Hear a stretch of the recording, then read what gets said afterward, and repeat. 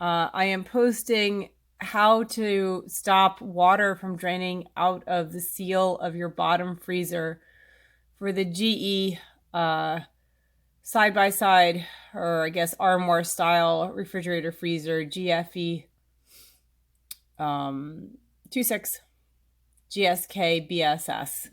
I was having a real problem. I had disassembled it and taken the drawer off before, cleared out all the ice, and it still didn't solve the problem. So today I went to the back of the refrigerator, I removed the bottom panel, and I looked at the drain line, which is here. You can see that there, there's a little rubber gasket that you need to make sure is clear. And there's a plastic drain line. If there's something clogged in here, which is what most people online suggest, that will clearly stop the drainage from the freezer into the pan, which you can see below here. And then the water is supposed to evaporate naturally. But if the water can't get to this pan, it will never evaporate. The water will freeze in the bottom of your freezer. And then when new condensation happens, it will eventually leak out of the corner. So since I already disassembled this, I can't show you that, but I can show you where it is so you can do it yourself. See that hole right there? That is the drainage hole. It is in the back of the freezer. To get to it, you need to remove the sidebars, which are on the side. You need to remove and disconnect the cover, which is here. You should be very careful because there is a little press release for the fan. I broke mine in trying to figure it out. So be smarter than me. It will just fit back in with some duct tape, I am sure. I am going to reassemble it now, and I will show you the steps to reassemble it. You can follow the steps backwards to disassemble. So what I have done after removing all of the ice with a hairdryer and various tools to chip away at it, I have then poured several cups of hot water through that hole out the back. When I just took the drain and I put it into a similar vessel on the other side to catch it, so that it wouldn't go on the floor, like so. Okay. So if you're having this problem, I'll now show you how I reassemble the freezer, and you can follow these steps in reverse. Okay, the first thing that I'm putting back, which will be the last thing that you take out, is that that white plastic assembly that covers the coils in the back of the freezer. And there are, on the bottom, you can see there are snap fittings in there, which when I took them out, all I did is I took a flathead screwdriver and I took it underneath and I popped it out. After I disconnected the fan, you can see the fan is disconnected. There's also two screw fittings here, which I had removed. And so now I'm going to pop the snap fittings back in, reconnect that fan, and put the screws back in.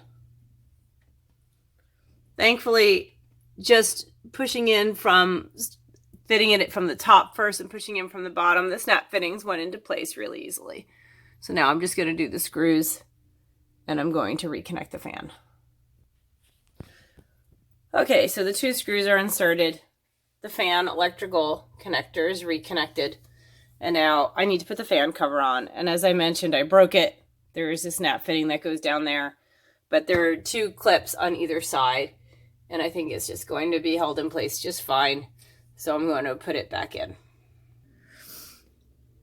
Okay, so that's back in. I just put some tape on. Again, it's got clips in holding it in place. So the tape should keep it from popping forward and should keep it in.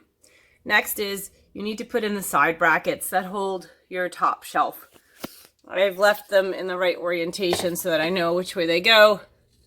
But you can see there's just two screws that hold them in place on either side. And this one. over here as well. Okay, so now you can see the sidebars are back in place. And so now it is time to slide the top shelf in. Okay, you'll know it's in place because there's a little, if you see it, little resting place for it, for the pegs to sit. Okay, and there we go. It's in. Now we're going to put the bottom shelf in and reattach the bottom door. Now the bottom shelf is quite tricky. It has this gear shaft rolly part, and half of mine never got attached properly from the first time I tried to fix it. So I honestly don't know how it goes back together, but I think that this little square piece gets compressed and fits into that square thing. I'm going to give it a try and I'll let you know. Okay, so the little square piece goes on the end, and the end fits into that little connector right there. And you can see there's one on the other side. And I'm going to get that back in now. All right, so I got it in. What I would say is that if the two sides are pulled out unevenly, it gives it an opportunity to fall out. So the way that I got it in is I pushed them all the way to the back to make sure that they were exactly even. And then I inserted it into the knobs. Let's hope it stays. To insert the bottom drawer, see that this little notch out here has a resting place. And in the front, there's also a little notch here, which rests here.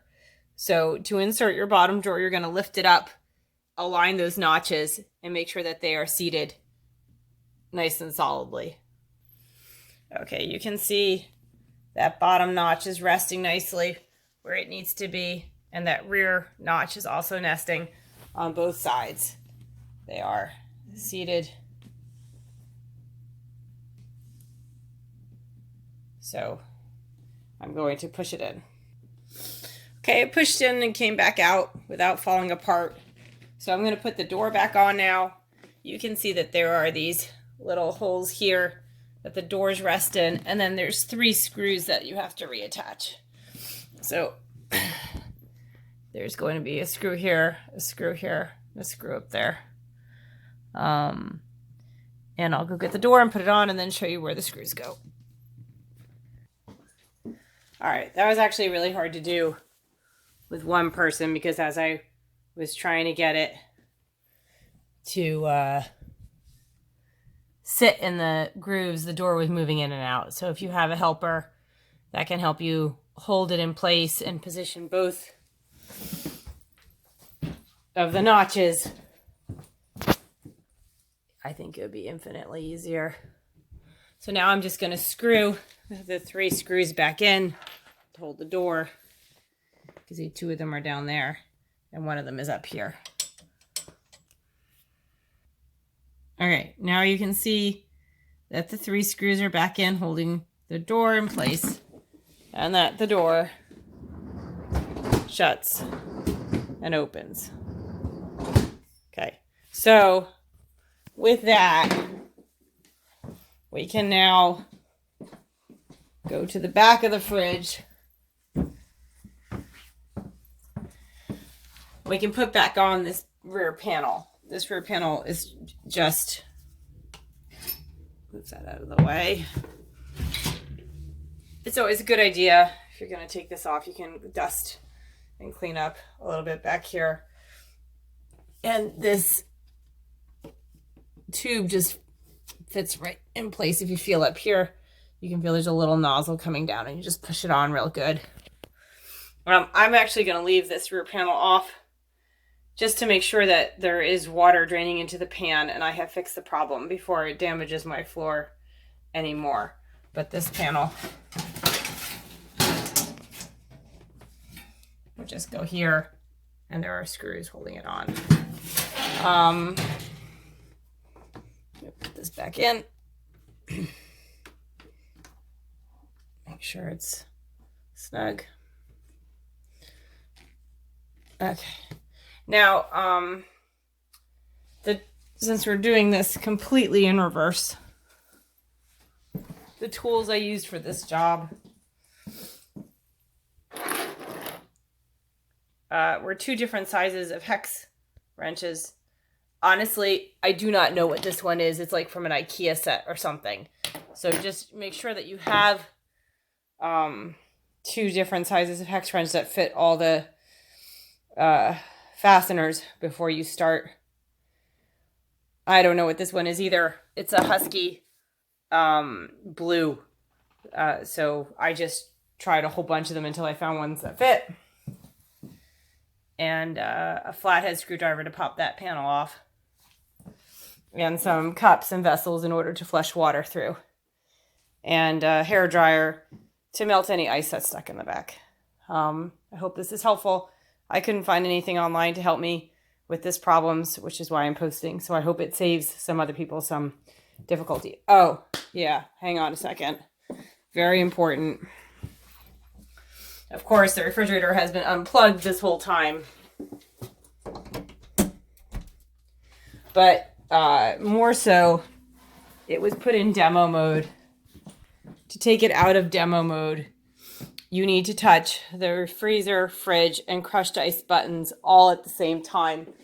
You will know it's in demo mode or not by the fact that water does not come when you try. That means it's in demo mode. So here we go. Fridge, freezer, sorry guys, crushed ice.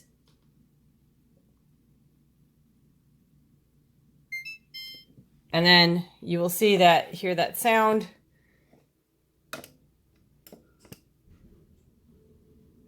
Oh, it must not have worked.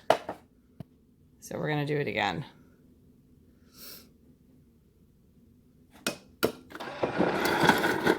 There we go. It did work. You just had to give it a second. If you have water running, you know your unit is back on. If you don't have water running, oh, I just heard the condenser kick in. So here's hoping that everything works, and good luck.